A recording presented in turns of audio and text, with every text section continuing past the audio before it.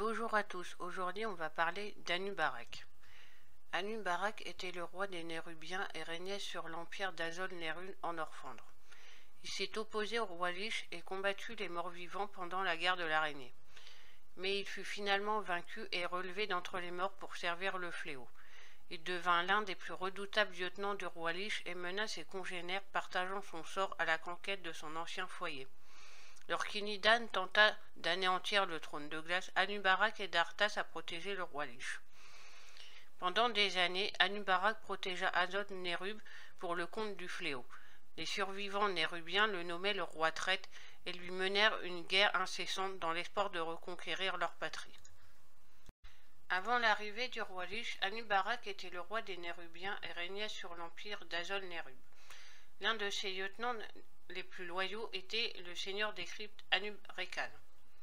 Lorsque la guerre de l'Araignée éclata, Anubarak étouffa toute tentative du roi Lich de propager la peste non-mort.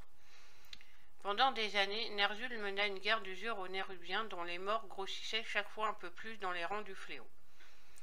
Malgré la résistance farouche d'Anubarak et de son peuple, ils finirent par tomber. Le moment venu, le roi Lich fut ravi de relever Anubarak en tant que serviteur mort-vivant. Sa nouvelle condition d'esclave l'irrita, mais il fut incapable de se libérer de la volonté du roi Lich. Écrasant quiconque se dressait contre la volonté du roi Lich, il massacra un grand nombre de ses anciens sujets.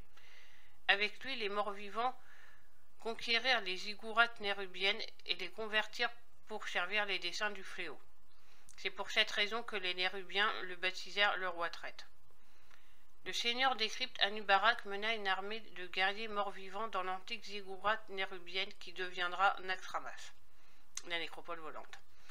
Les forces du fléau se déversèrent alors dans la citadelle et sur la volonté du roi Lich, chaque couloir fut transformé en une puissante machine de guerre.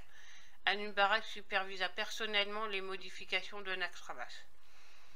Peu de temps avant le début de la Troisième Guerre, Anubarak a accueilli Kel'Thuzad et l'a escorté à travers Azol-Nérub pour qu'il rencontre le roi Lich. Il lui a également fait traverser Naxxramas pour lui montrer l'étendue du pouvoir de son maître. Après la défaite d'Archimonde lors de la Troisième Guerre, Illidan entreprit de détruire le trône de glace. Le roi Lich envoya Anubarak à la rencontre d'Arthas afin qu'il lui apporte son aide pour traverser le Norfandre. Avec l'aide de ses troupes nérubiennes, il sauva le champion chevalier de la mort d'une embuscade des ailes de sang de Kel'Thalas. Anubarak a par la suite aidé Arthas à établir une position sûre et à organiser l'attaque contre le dragon bleu Zaphiron. Par la suite, Anubarak a conduit Arthas dans Azol-Nérub afin de rejoindre plus rapidement le trône de glace et éviter les forces d'Illidan. Dans les cavernes ténébreuses, les deux plus puissants serviteurs du roi Lich furent confrontés aux survivants nains de Nuradin.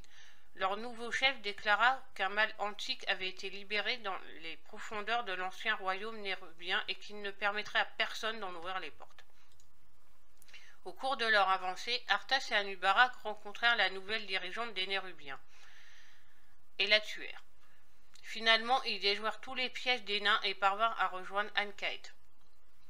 Rapidement, Anubarak affronta ses anciens sujets toujours en vie qui le qualifièrent de roi traître. Lorsqu'Arthas ordonna de détruire les œufs des Nérubiens vivants, Anubarak lui suggéra plutôt de condamner les portes des couveuses pour les emmurer vivants. En s'enfonçant plus profondément dans An-Khaet, il découvrit des créatures horribles. Anubarak révéla à Arthas qu'il avait entendu parler de ces êtres dans les légendes nérubiennes et les nomma les sans-visage.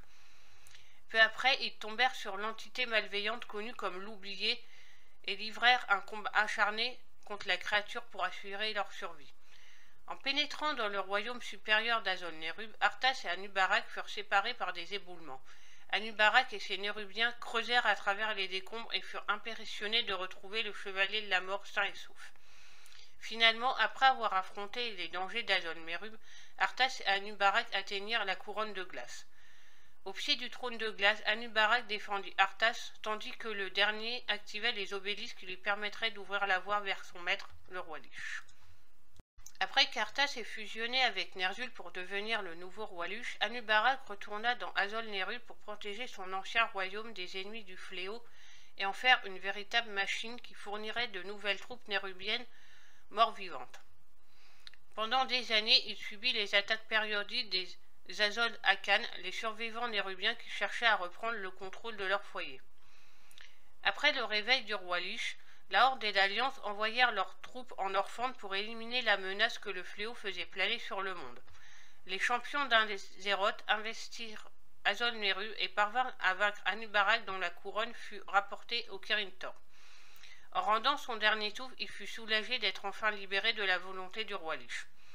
Malheureusement, il fut ranimé une nouvelle fois et renforcé par la magie du givre du maître du fléau. Anub'arak s'enfonça dans les profondeurs glacées d'Azol Meru situées sous l'enceinte du tournoi d'argent et patienta que le roi Lich détruise les fondations de la base ennemie pour massacrer les champions d'Azeroth qui se retrouvèrent plongés dans son antre.